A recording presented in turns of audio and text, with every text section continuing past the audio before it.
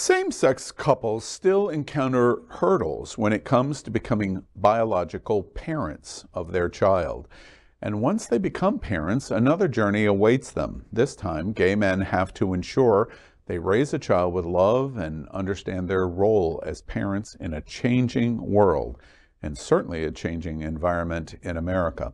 There are many ways, though, which gay men can become biological parents. You have lots of choices. However, there are very few reliable medians that can guide such men. Gays with Kids is one such platform. It is a digital media resource and social network space dedicated to helping gay, bi, and trans men become dads and navigate fatherhood. Today's guest on the show is a co-founder of Gays with Kids, Brian Rosenberg, and his husband, Ferd Van Gameren, became first-time dads in 2009, creating their family through adoption and surrogacy. So welcome to Unapologetically Queer. I'm your host, Al Ferguson, and I am proud to talk to some of the most interesting people of our LGBTQ+ community that are the most interesting to the LGBTQ+ community. This program is unique because it is an unedited conversation.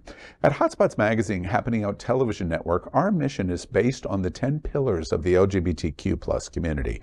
We believe our history, and more important, our future, are based on the communities of the Black LGBTQ+ community, Latino, lesbian and queer women, trans, students and youth, seniors, HIV/AIDS healthcare, business, social justice, and faith. Gay with Kids is an organization that focuses on gay, bi, trans men for education, information, and understanding on how to become a parent and what to do when you become a parent. Marriage equality is only 8 years old. As recently as within this last decade, it was illegal in many states for queer men to even adopt a child, including Florida.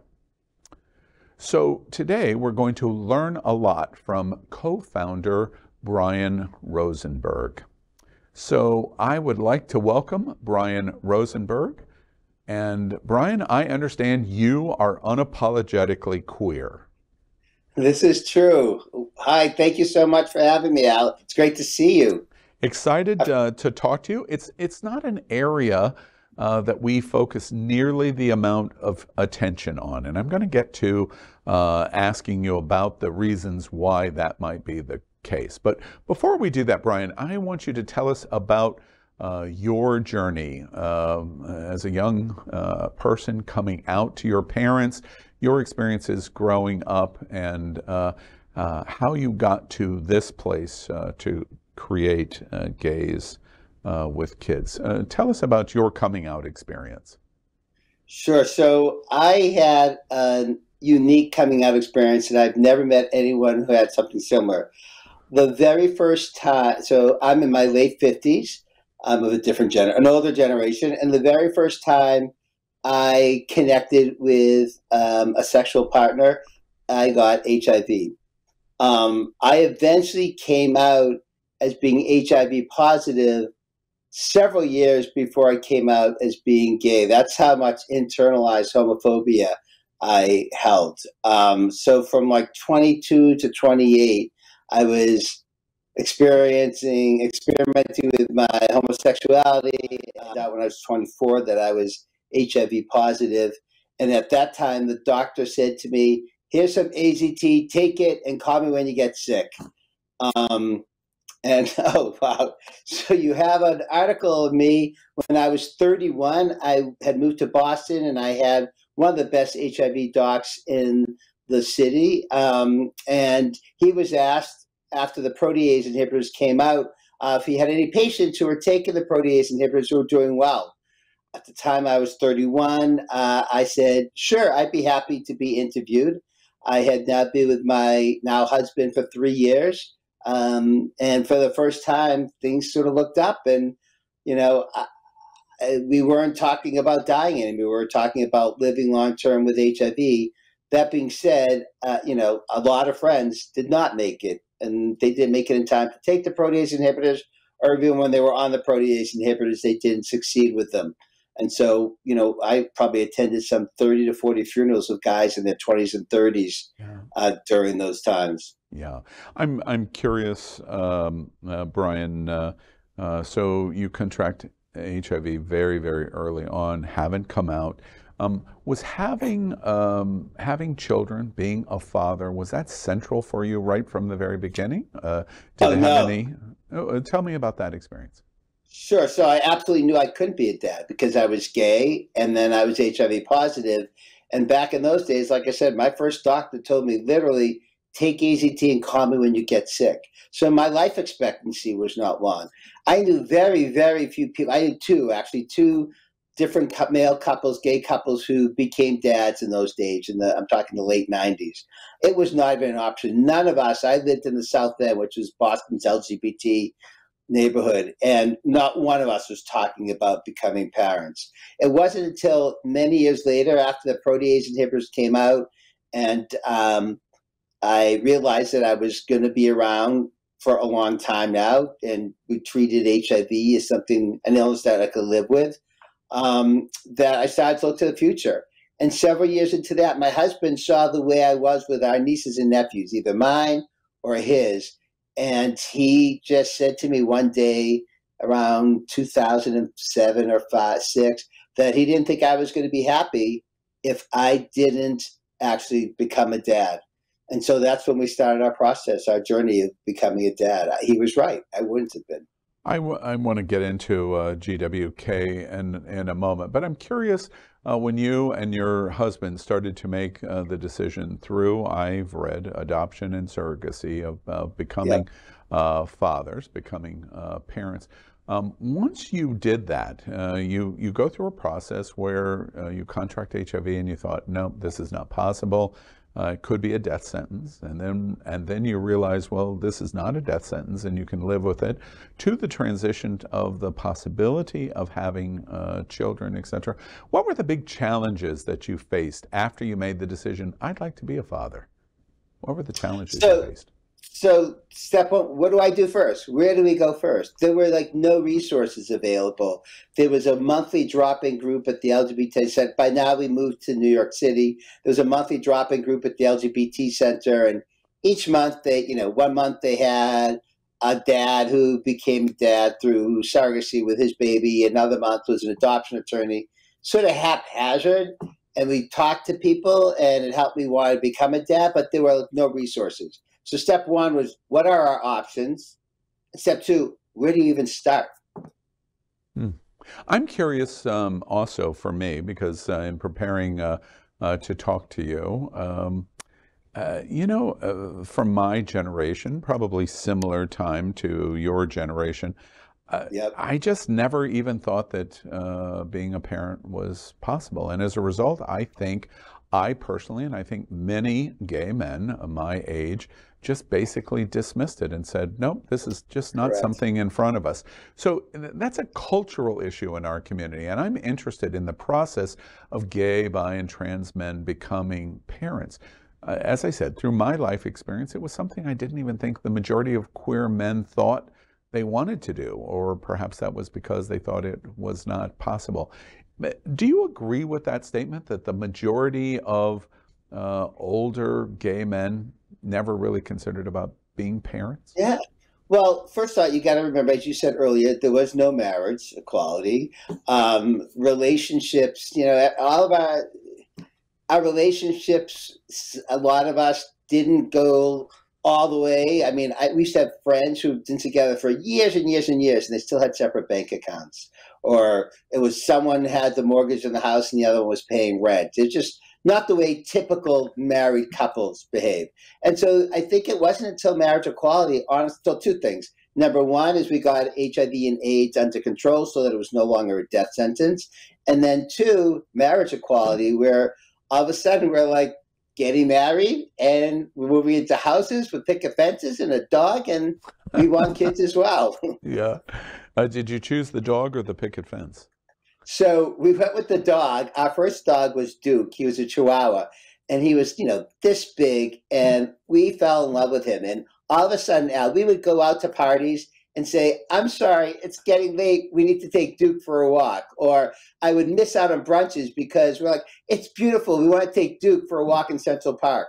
And that was around the time when Ferg, my husband, said to me, okay, Brian, we love Duke, but that's not going to be enough for either of us. There could be more. And now you're starting to even think about adoption and even more. Brian, I'm also curious because you're a great opportunity for us to put something in front of our viewers that perhaps we haven't thought as much about, which is fatherhood in the gay community. I'm curious, being a professional and the experience that you've had with GWK, as that professional, in your experience, what are the differences between queer men and fatherhood versus straight men? What do you think? What have you seen?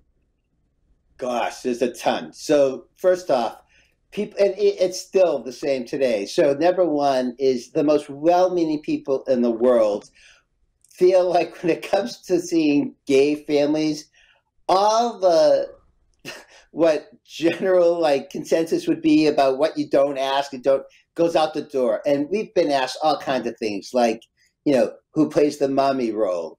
How much did your family cost? All these things that you would just never ask other people. Or like when my husband and I went out and we had 3 kids under the age of 2, they'd be like, we'd be at dinner, you know, it's craziness, but people come up and say, oh, is it mom's night out? So lots of craziness. The other thing I will say, Al, which we took full advantage of, is whenever we went out like to the airport or if we were traveling, and again, we had 3 kids under the age of 2 and a dog. So as you can imagine, we always had lots of stuff and people and things to carry, and it was never enough. And always would be approached by women, by moms, who said, oh, can I help you? And we always like, yes, absolutely. I talked to my straight friends who have kids and twins and 3 or 4 kids. And I said, you know, did you ever get approached by other women who saw you struggling and saying, can we help out? And to a T, they all said, no, never. So I took advantage of the fact that, you know, I guess a lot of women look at us and think, well, we must be helpless. We can't really do it. We don't know what we're doing. I also want to talk about adoption for a moment. I don't know if you're following the story on America's Got Talent, but just recently, a golden buzzer going to the live shows, an automatic pass into the live shows.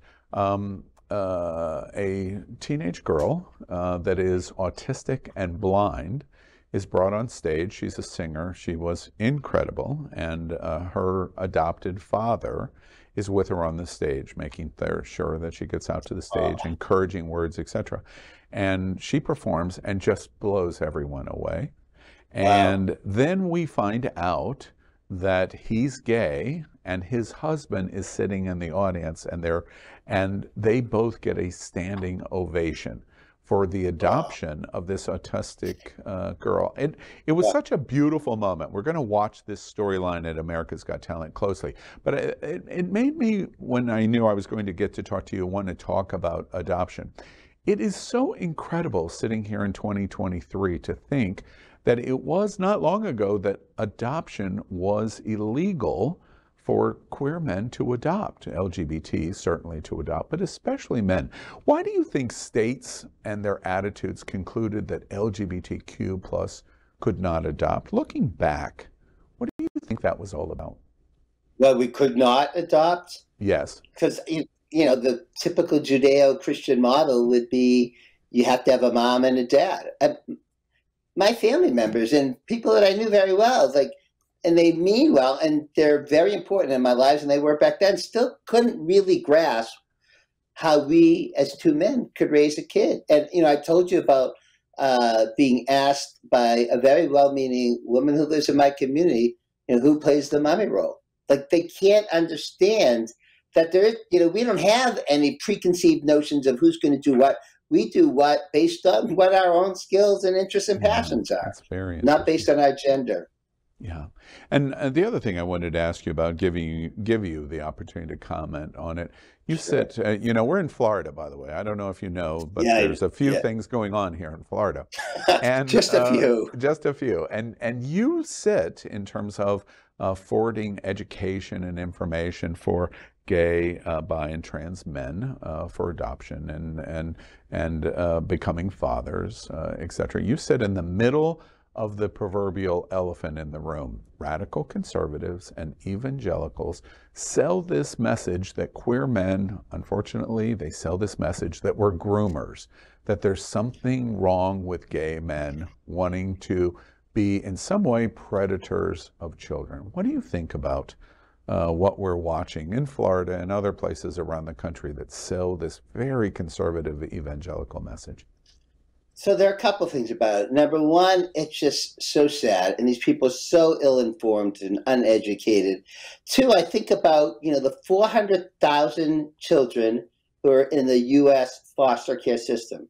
Now, the foster care system has been designed, it's built to reunify these children or these kids, and they could be anywhere from newborns to 18 years of age. The system is built to reunify these kids with someone in their birth family. It could be parents, grandparents, cousins, uncles twice removed, etc. At any given time, Al, over 125,000 of these kids are freed up for adoption, meaning there is no one from any birth family or any close friends, etc., that is going to take these kids in and give them their forever families. So 125,000 kids today, right now, are looking for forever families to care for them. And what I don't get are these people, these evangelicals and these foster care agencies and adoption agencies that are religious-based and say, no, we'd rather have a kid stay in the foster care system than find a loving home. We'd rather have a kid age out, and the stats about what happens to kids who age out of the foster care system without being placed in a family are just dismal and awful. Yeah. I don't get it. Yeah, one other thought that relates, I remind viewers, again, here in Florida, Anita Bryant, once upon a time, before she got the pie in the face, by the way, Yes. had her campaign, Save Our Children. Today's Moms for Liberty and presidential candidate, Florida Governor Ron DeSantis, want Don't Say Gay. What are your thoughts about these individual approaches to try to repackage and resell that families can't be gay? What do you think about that? Well, unfortunately, sadly, they're making inroads. They're making headway, and they're going after the most marginalized of our community, so that people identify. I'm like, yeah, but it's everyone who listens to them. They're just not being educated. They're just not being informed. Anyone who sees my family out playing at a soccer game, of my daughter's soccer game, or at my son's concert, or my autistic daughter's, school play, you see, we're the same as everyone else. It just makes no sense. It's just small-minded. A few leaders who are small-minded, closed-minded, who just refuse to get educated. I mean, my family, thank you for showing that photo, we're just like every other family. We truly, really are. Yeah. Let's talk about gays with kids. We see it on your shirt. You have an interesting mission. We want to show our viewers your mission. You state, quote, GWK is providing gay men with the tools and know-how they need to realize their dreams of parenthood. When y'all write that, you and your husband, of what GWK's principal mission is, what's behind that? What were you thinking over that, of realizing the dream of fatherhood? So you know what, Al, when I respond to something you said earlier about older gay men not even knowing this is a possibility, I have been I get overwhelmed. When I talk to young gay people, young gay queer men in their 20s and 30s, and they say to me, they know they're going to be a dad. The question is, which path to fatherhood and when? But like the fact that we have 20-year-old guys saying, yeah, we're going to be dads, and they're approaching me. I cry during these conversations because I think of what my life was and where I was when I was in my 20s. And as I mentioned, I was going to funerals of guys in our 20s and 30s. So I love that.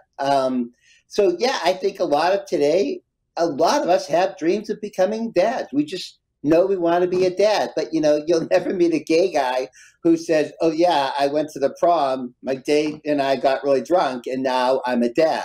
Or, you know, we went out drinking last night and Oh, oops, that's I'm a interesting. dad.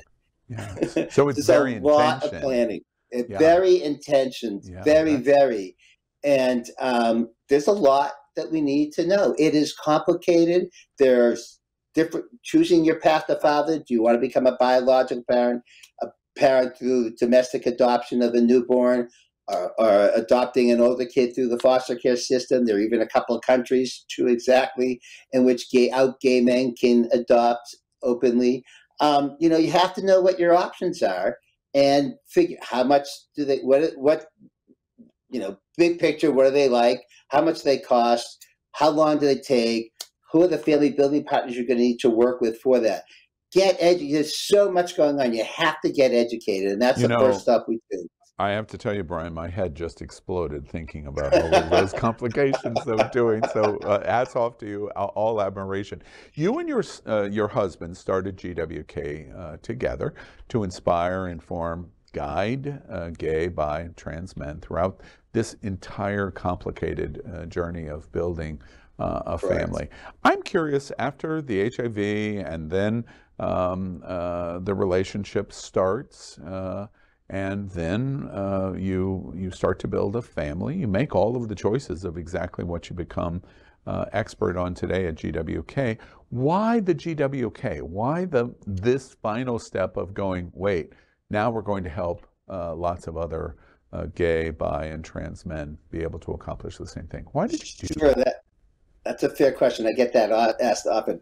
So during our journey to fatherhood, I had a few epiphanies. So number one, as I mentioned, when we were going through our adoption and our surrogacy journey, there were no resources available for us. There were some adoption resources for straight people, et cetera. So throughout our journeys, and Levi is now 14 and the girls are 12 and a half, I can tell you, I don't think we ever felt like we really understood what would be involved in the journey, and we were not prepared for some of the challenges that we had to overcome. So that's number one. Secondly, and we never felt confident, by the way, any of the decisions we made. And we worked with great family building partners, but we still just didn't feel confident about the decisions we were making. So while we're going through our journey, I'm like, you know what? I should take notes. I can help others.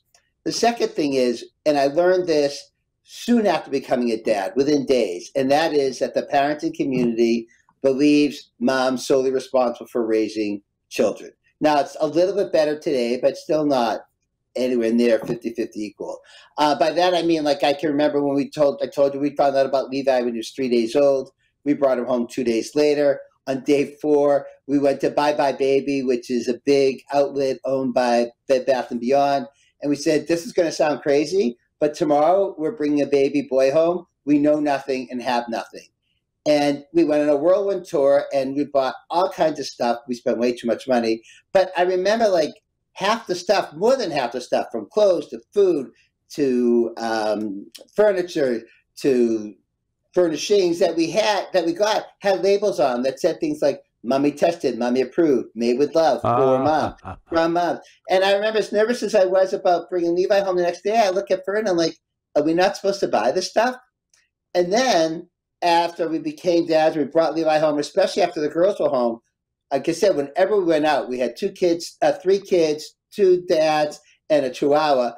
We were like the circus sideshow. People constantly came up to us, and we had to explain our story over and over again to the pediatrician, to the daycare place, to the parents of other babies at daycare, etc. And I just I need to connect with other dads. So I really want to share our story and connect with other dads. But it wasn't until our kids were out of diapers and eating solids that I finally said, all right, let's see what's out there. And there was nothing. So we launched Gays with Kids.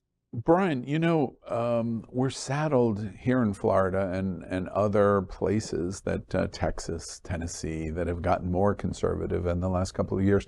We're saddled with this issue of absolutism of what gender is and our sexual identity is and our gender roles are, etc.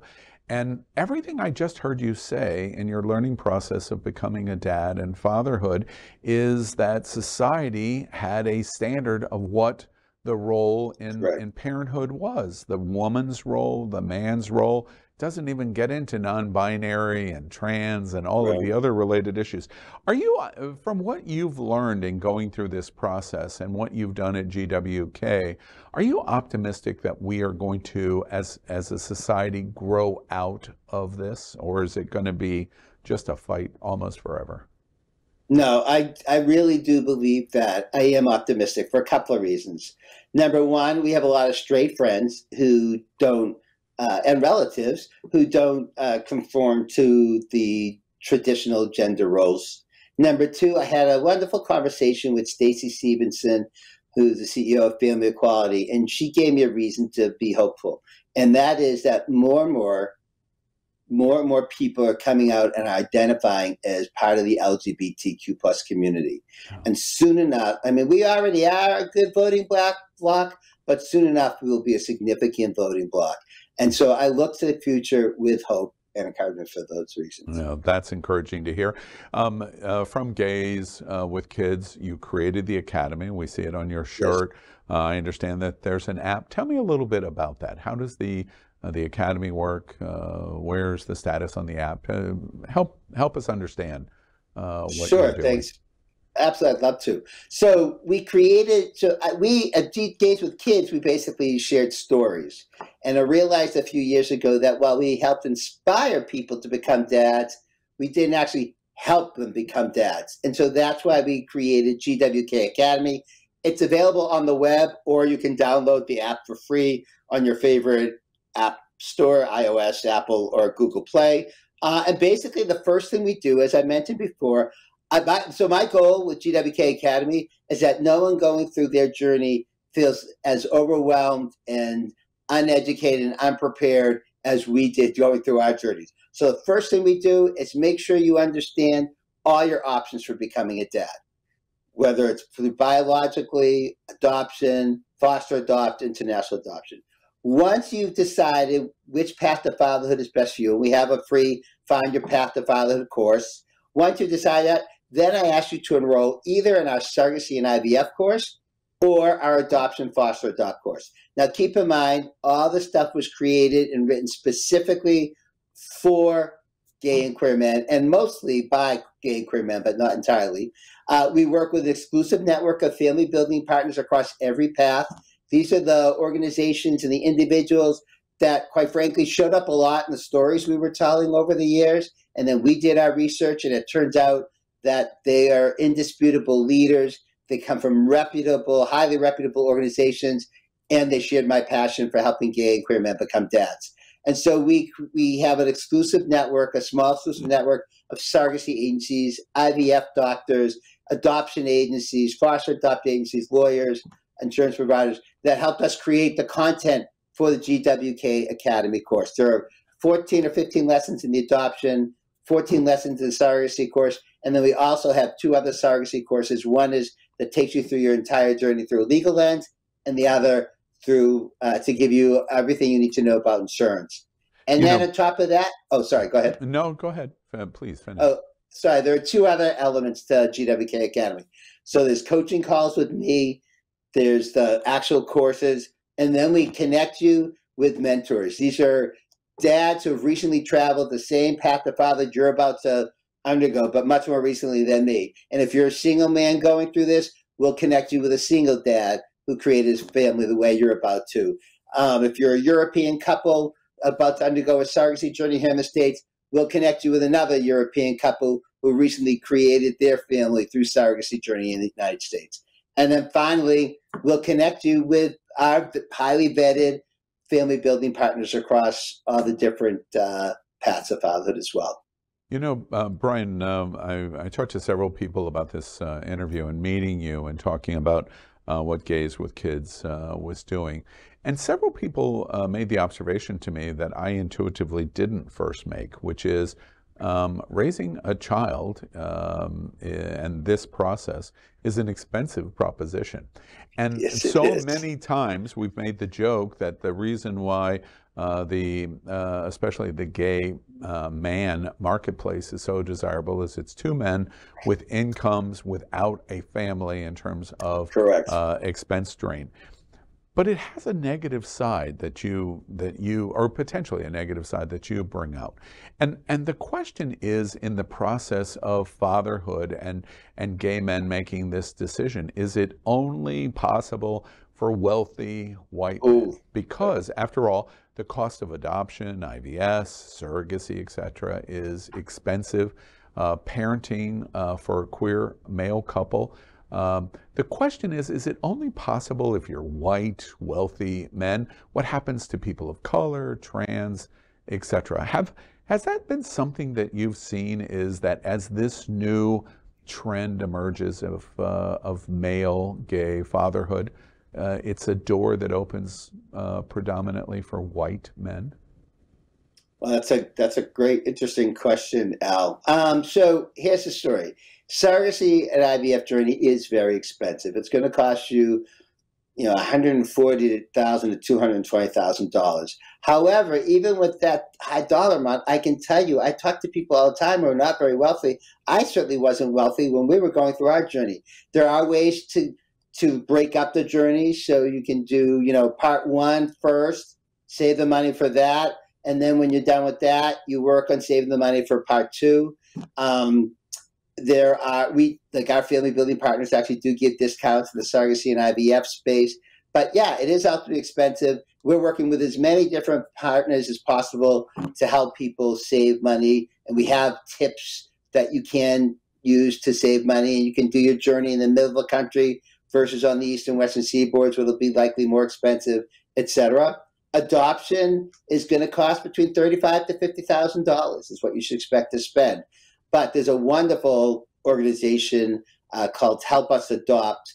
I love the owner, the founder, Becky Fawcett. She and her husband have adopted a couple of kids, and she was shocked at how expensive it was. And Help Us Adopt provides grants of up to $20,000, and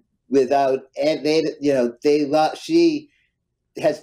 There's no limitations. A lot of organizations that provide grants, especially in the adoption space, they only do it if you're married or if you're straight or if you're Christian, etc. So every time she has a rolling admissions process, and every time it's time to announce the next admission deadline, she always comes to me and she says, "Brian, I want more gay men applying for loans with us." Yeah. So she's really up for it. So we do what we can, and foster, honestly, for people who really don't have any money, who can't afford the cost at all, you can always become a dad through foster adoption. Foster adopt doesn't cost any money at all, Al. Yeah. You might be asked to, maybe, not always, depending on your state, to upfront some legal fees, but even then the state's going to reimburse you. Yeah. And you'll get reimbursements from the state to help you with monthly living expenses. So, Brian, another thing that I think is interesting, of course, GWK is focusing on, as I said, gay, bi, and trans men. And you talked about the natural bias of women raising children, of being the core of the family unit. And in this situation, this is new and emerging, of focusing on gay men and fatherhood, adoption, surrogacy, other kinds of things. I'm curious about what the differences are between queer women becoming parents, who can biologically do it if they choose, versus parenthood for queer men. In your experience, do you see any differences between queer women and queer men becoming parents? So first I want to start out, the reason I started to focus on men when we launched, a couple of things. Number one is, back in the 90s, I worked at the Family Community Health Center, which is Boston's big LGBT center, running their Living Well series program. It was meant to keep HIV-positive men healthy and HIV-negative men negative. I was part of the family's health education team. One of my colleagues was a woman who ran our alternative insemination program, and that's what we called it. And so, as you can imagine, that terminology focused on lesbian queer women. That was her entire focus. And so this was in the 90s. So lesbians have been parenting for so many years. And so It was really new for gay men, especially given the fact that our whole generation of people who would have been dads, died. So we had no one to look forward to. But Al, so a surrogacy journey is very different for women than it is for men. We're sperm donors. they're egg donors, and they can be the host. They can actually carry their own babies. Adoption and foster care, it's exactly the same. And we're looking to launch, actually, in the near future, GWK Academy for women, because there aren't any analogous programs out there for them. And an adoption and a foster adoption, it's exactly the same. And like I said, and we have surrogacy partners and IVF clinic partners who work a lot with queer women. In fact, one of our fertility docs is herself a queer woman who went through a surrogacy journey. So we are gonna be launching GWK Academy for Women soon enough. You know, Brian Rosenberg's story is so interesting to me because of his journey, first in HIV. It's interesting to me because in 1995, Rent comes out, for example, on Broadway, and we were living a reality in 1995 of whether if you contracted HIV/AIDS, you were even going to survive. 10 years later, in 2005, in the middle of George Bush, in his second term, adoption for gay men of a child was impossible. And in 2005, adoption was unthinkable for our community, and marriage was unthinkable for our community. And we're sitting here in 2023, just now beginning to catch up with what the rest of our society has had forever. And it's super interesting. We encourage you learn more about what is going on at Gays with Kids. You want to go to the website and find out more information. And Brian Rosenberg, thank you very much. It's been fascinating to me. You don't think less of me if I walk away from this very interesting subject of going, yeah, but I'm going to go to Mykonos instead. You don't? No, that's awesome, Al. Not at all. You should. By the way, my husband and I just came back from a catamaran cruise up the coast of Croatia because all our kids are at sleepover camp. But no, that's the great thing is we should all have a choice. Do we want to be parents or not? Let us decide. And if we want to, then we should be able to. We just need the tools and the education and the know-how. That's exactly right, and exactly what Gays with Kids, GWK, is doing. Brian Rosenberg, thank you so much for joining us today on Unapologetically Queer. It was my pleasure and privilege. Thank you so much for having me.